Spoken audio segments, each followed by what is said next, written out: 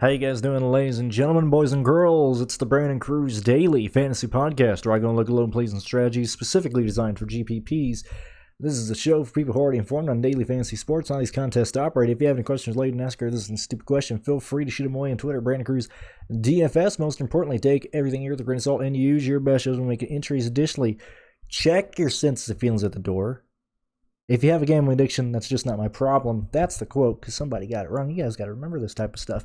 So this is a fun week, and this is where I really enjoy just talking. So I have no idea how useful this video is going to be, because I have a lot of ways I want to go about this. I got a lot of things I want to look at, and if I try and fit it in like a 10-15 minute video, I'm sure I'm going to do bad. I could just give out the picks. But even I don't know the picks right now. I'm still looking through everything. I mean, we're in the afternoon on Thursday. I'm still going to be looking into stuff tonight, which I'll be live Thursday evening. Not really sure when, but I'll probably be live for like an hour and a half as I'm going over lap by lap data, as I'm really diving into the pit stop data. I want to see what teams are taking two tires. I want to see what teams are fastest on pit road. I want to see what teams are able to get through the field and who's able to actually make passes up front, because the things that I want to look at for Kansas, and I talked about in the Dirty Year podcast, go listen to that if you haven't already, with Jason and Ryan. But look, this race is going to be a pain in the ass to predict. That's just how it's going to be. We got a lot of good guys starting in the back. Most of those guys have a chance to get inside the top 5. Now, will they take the lead at some point? Will they get stalled out in like 5th or 6th later in the race? Is Keselowski just going to run away with the race? Or people like William Byron, Ryan Blaney, Christopher Bell, are they going to fill in, the normal dominator role, the normal hog role, since all the good guys, the Truexes, the Logano's, the Hamlins, since they're all in the back, somebody else has to lead early, or somebody else has to take over after Keselowski leads for a bit, so a lot of things to go over. So let's bring this up. And once again, I don't want people to live and die by this type of stuff. Half the time, my projected finish and ceiling are what I projected like on Wednesday evening when I did this, even before, salaries come out. I usually fill this in like Tuesday or Wednesday, just kind of guesstimating. And then I change all this stuff, by the time Saturday comes around. Certainly by the time Sunday comes around, my projections don't always reflect what's on the screen here. So everybody who's like, oh, we want the sheet here, we want to be able to look at it. I mean, I guess it's nice to look at, but I mean, I feel like it's almost gone from something, just to have on a screen to something that people religiously, want to die on. Also, Patreon starts May 1st. If you would like to join, I would highly advise you to join May 1st. If you join on the 29th, if you join on the 30th, you'll just be charged again on the 1st. So just wait till the 1st if you want to support me. Or send it through PayPal. I appreciate that as well. Got some donations over this month, so I do appreciate that. But let's really dive into it. So, do we want to talk about salaries first? Do we want to talk about, the high rank guy? Let's really, let's give people some ammo to really crucify me on. So who are the guys I haven't given a grade for, as a ranking for? And I'll probably do that live here. And then I'm going to go more in detail on it, tonight, over the weekend, if you want to see how I'm getting to it. But, Kyle Busch, Mark Truex Jr., Chase Elliott, Denny Hamlin, Anthony Alfredo, Alex Bowman, Joey Logano, and Kyle Larson are the guys I have not yet ranked, and I want, like I said, I really want to dive into the pit data. I was going to, and the lap by lap data, I was originally going to do it here, but it would turn this video into 45 minutes, and you guys I doubt half of you guys are going to even want to listen to that much. So, the animal in the room, Anthony Alfredo, $4,500. Oh, but Brandon, he could be optimal or he could not be optimal. I understand that. So we really need to take a look. I probably need to open up my thing real quick. Give me uno momento, por favor. All right, I had to bring my thing up just so I can accurately say this without messing up here. So let's look at Anthony Alfredo. Starting 22nd. If he loses one position, he's going to give you 18 DraftKings points. If he loses 2 positions, he'll give you 16 points, or 16 DraftKings points, because obviously it's the amount of DraftKings points that position has minus the place differential that he lost. And so when you get around 16, certainly when you get around the 14 DK points is when, it's not looking good at all. Anthony Alfredo is most likely not going to be there. Also, I want to say this as well. You can still score well and not be optimal. I think people forget that as well. It's not just optimal or bust. You can still score well. But we need to really talk about Alfredo here. So obviously, if Alfredo scores like 14 points, 12 points, it's not really worth it. However, if he holds on to his position and somehow miraculously finishes 22nd, I think 20 points certainly does it. And then certainly, if he finishes 21st or anything over that, anything over, 20 points, 22 points, 23, God forbid he works his way into, like, let's say he finishes in the top 20 somehow. Let's give him like 18th. What would that be? That'd be around 27, 28 points. 26, I think my math is right. I already X'd out of my thing over here. Anyway, so if Alfredo, somehow stupidly, because he hasn't done it yet so far, but obviously if he works his way into the top 20 or kind of holds his position, it's kind of done. Like, he's the value play in the 4K range. If he doesn't do anything, or if he loses, more than 2 positions, it's kind of null and void to where he doesn't work out. That's why I wanted to bring up Alfredo so much, because, and we haven't seen Alfredo run well this year. Said on the Dirty Air podcast that he chose to leave RCR, a team that he could have been running top 5s and finishing 6th and 5th each week in the Xfinity Series, kind of getting his name known more. He decided to take a contract and chase the title of a NASCAR Cup Series driver.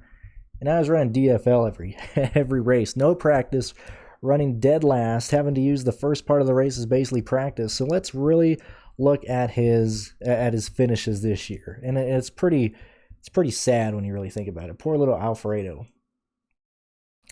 Poor little tiny Alfredo. So obviously, first Daytona, 32nd. Road course, 22nd. Okay, I know it's a road course. Doesn't really matter here, but okay, somehow he's finished 22nd before. That's fine. Homestead, 24th. Okay, not horrible. He's losing 2 place differential. But if he could do that in a race where I think pit road strategy is going to come into play, people staying out on 2 tires, people possibly staying out. We've seen crazier shit at this track before. Somebody, kind of finishing 24th isn't bad. Finishing at Las Vegas, and I'm purely looking at the finishing. I'm not looking at his speed, because for Alfredo, that doesn't matter. I just need to know where he's finishing.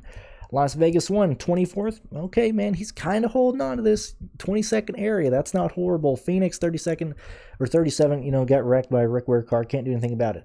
27th at Atlanta. That is not going to be optimal. That is not going to work out. Now, it's not going to be optimal, but if you jam in Alfredo, you can pay up for pretty much all the place differential plays, and if you see them as a dominator, that works out. Bristol Dirt, not going to count. 26th in Martinsville, he's still losing positions. I don't know about that. Richmond, 31st. I know it's a short track, just saying. Not going to work there. Dega, obviously, he finished 12th there. So what's the likelihood Alfredo finishes better than 22nd? Very slim. Do I think Alfredo holds on to 22nd position? No. Do I think he holds on to 23rd? Probably not. I think he probably finishes around 27 to 26. However, I'm a dumbass, so obviously I'm going to play probably 30% Alfredo. Brandon, why are you doing that? You're just crucifying him, because there's only 2 guys in the 5K range that I care about at all. And I probably need to, give me one more moment. Let me put it on the screen here. Since we need some real estate and we need some stuff over here. Oops, wrong one. Okay, so here are our little tiny salaries. So in the 5K range, or at the very bottom of the barrel in the value range, the only guys that I want to have any interest in is Justin Haley, $5,100 starting 31st, and Anthony Alfredo. There's no one else. Like, if we want to really talk about, oops, wrong one. If we want to do that. Oh, I gotta get rid of this. Hold on. Oh man, I'm looking horrible here. Driver, what are we doing? Oh my god. Wow, Brandon is such a moron. Hold on a minute. I am an idiot. I forgot how to work a spreadsheet. Okay. All right, boys, we made it. I'm a dumbass. Okay, let's really look at the low salary range of who we're going to work for, because we're going to be paying up for people. I mean, this is the main bread and butter. I really want to talk about Alfredo here a lot, because look, I don't want to play Quinn Hoff or Cody Ware. Oh boy, I'm falling apart. Don't want to play these losers. These slackers suck. Don't want to play them. Don't want to play them. Don't want to play them. Don't want to play them. Justin Haley. I think Justin Haley can finish 26 as well. Could work his way up to 24th, so we'll count him. I'm not paying that much for Matt Mills. Not going to play that much for Garrett Smithley. Not playing that much for Corey LaJoy because I think he's starting where he is. I mean, if you want to take your risk there, not going to go there, not going to go there. So in the 5K range, it's really these three guys, and I'm talking about 5K range, and I have Priest as a D, so don't think I'm loving him here. But with me, there's only two plays here that I'm going to go with. So it's Haley and it's Alfredo. I'll take the risk on Alfredo. I don't think it's going to work, but hey, man, you need luck to go your way sometimes. So, what's the percentage that I think Alfredo holds on to 22nd? Maybe a 20% chance somehow, some way. Maybe a 5% chance he really lucks his way into a top 20. Say if he finishes 17th, that's like his top of the line ceiling. People wreck out. He works. Everybody in this range doesn't work out. The guys you can fit in a lineup for Alfredo at $4,500, I don't mind him at all, man. So is it B because, I'm kind of just forcing him there because I'm not playing anybody else here? Maybe. But, that's why I'm on the Alfredo train here. I'll leave the salaries up this week because it's, I think it's quite helpful here. Let's see. So going back to the top of line drivers here, Kyle Larson, best car at Las Vegas. And like I said, I haven't really looked at lap data this week, but we'll just throw out some finishing positions here for you. All right. Kyle Larson, Homestead, 4th. Las Vegas won it. Atlanta, second fastest, pretty much fastest car, just late race decision. Kyle Larson should be the favorite here. I think he's going to carry a lot of ownership, and for good reason.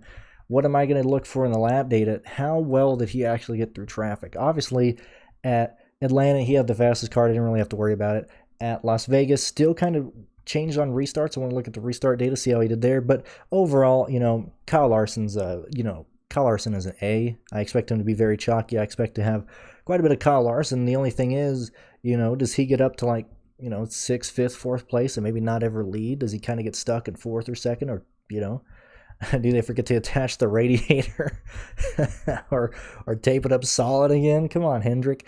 Anyway, so going on Logano, I think Logano is going to be a lower owned guy here. If everybody's paying up for Logano and everybody's paying up for Keselowski, I feel like especially people are going to pay up for Hamlin as well, and Alex Bowman. When you look at how fast they've been, maybe Logano's the odd man out here. I'm going to have a very narrow player pool. I've already showed you the 2 5K guys I'm using. I'm mainly going to just spread out stuff at the very top. If I had to really gun to my head, really rank these guys, Logano probably be at C, as in probably my third or 4th interest here. Not a bad play, just how it is. Denny Hamlin starting 20th. I mean, everything's green across the board for good old Dennis Hamlin. He's won two of the last 3 races here. Also, the fall Kansas race, not really going to look at because, it was colder. It was weird weather, kind of unrealistic. I'm kind of going to throw that race out. I'm going to look at all these races. I'm going to look at Homestead. You can't really compare this and Homestead, but I at least want to look at what they're doing in practice, or not practice, in the restarts, how are they cutting through the field. But Hamlin's looking like a great play. I expect him to be very popular as well. Certainly the chalk, and it's 30% even chalk is like 38% chalk now. Remember when chalk used to be like 56%? Remember those days where the Dominators were like 56? So even if Larson and Hamlin are chalk, imagine their ownership's gonna be around like 39% maybe for Larson. I don't know, I'm guessing 32% for Hamlin. They're gonna be close in the 30s. Not really crazy here. Chase Elliott, man, we need to see more out of him. Also, last thing with Hamlin, you're going to see that the race that he wins here, he's pretty much the dominator in terms of DFS points. He has Hamlin's last 4 DFS rankings or total points. He finished 10th in the fall race last year. In the spring race, won. number 1 overall. The Kansas Fall Race 2019, number 1 overall in DFS.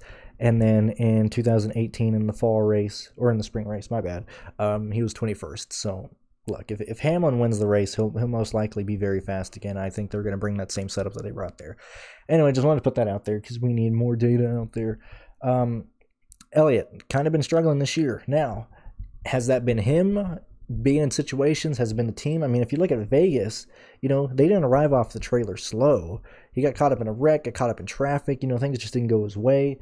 And it's kind of been the story throughout how it's been. He wasn't running great at Atlanta, but he wasn't horrible. He just lost the motor. And so when you're looking at Elliott's, finishing positions here this year, or like, why did he finish 13th at Las Vegas? Why did he finish 38th at Atlanta? You got to remember that, he's not exactly finishing poorly. It's just other circumstances here, And I'm kind of just defending these rankings here. Alex Bowman. The Hendrick guys have been extremely fast. We saw Bowman be extremely fast at a lot of the 1.5 miles this year. Same thing here. The finishing positions don't necessarily reflect how fast this car was. Out of Las Vegas, he blew a tire with a few laps to go, looking for like a 7th, 8th place win there. At, let's see, what else? A lot of places here. Atlanta finished 3rd there.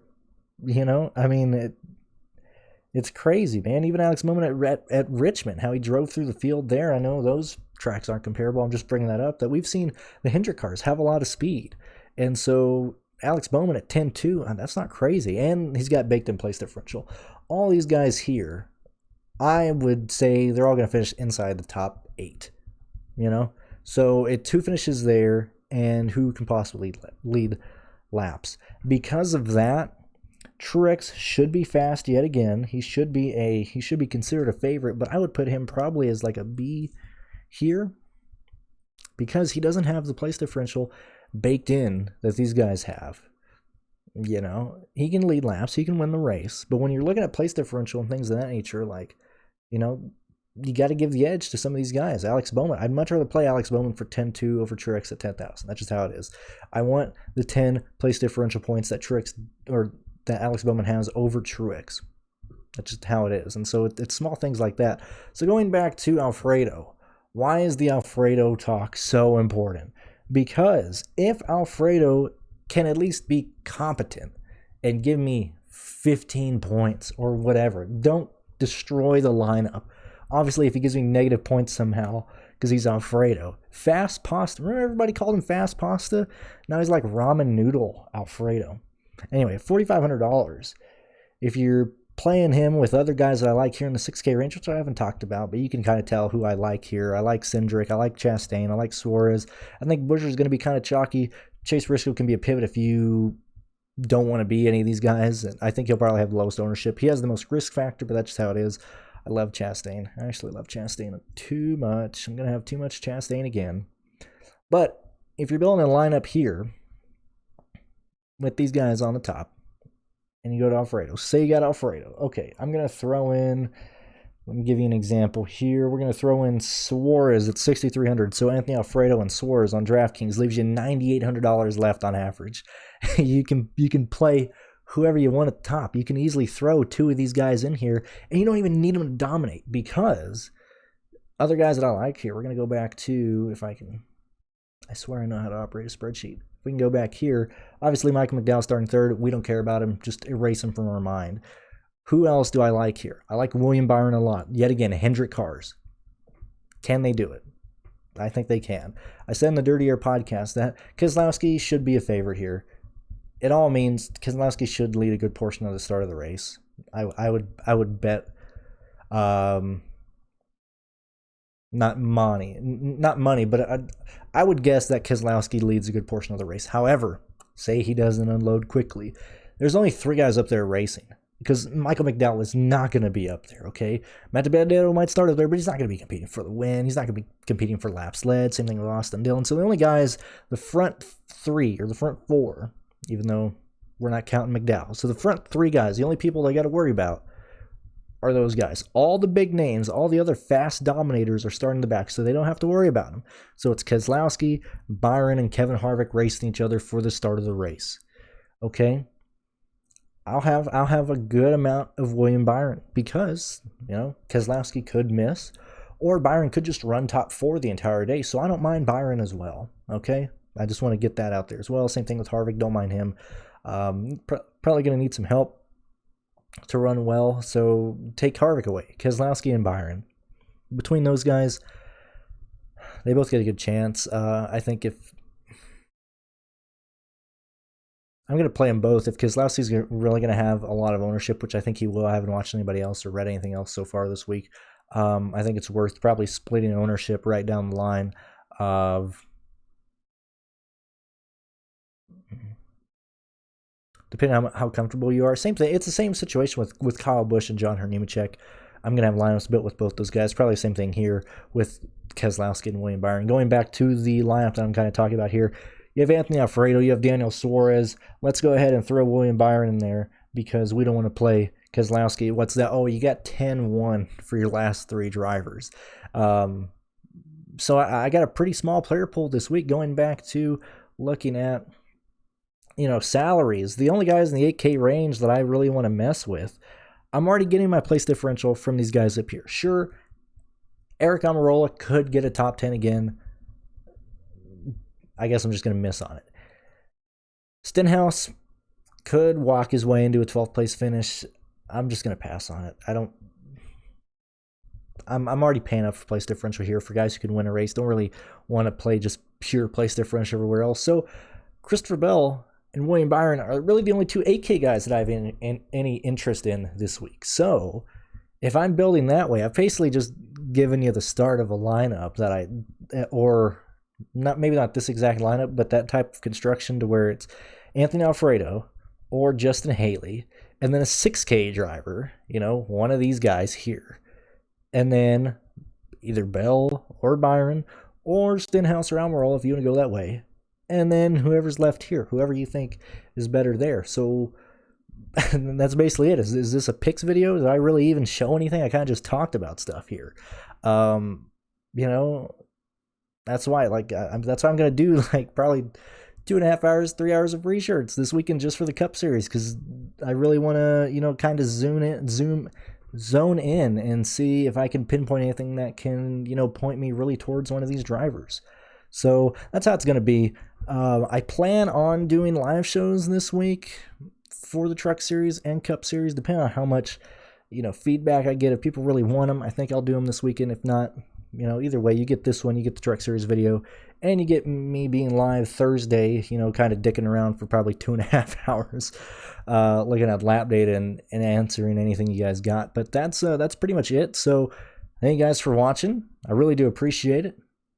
That's really all I got.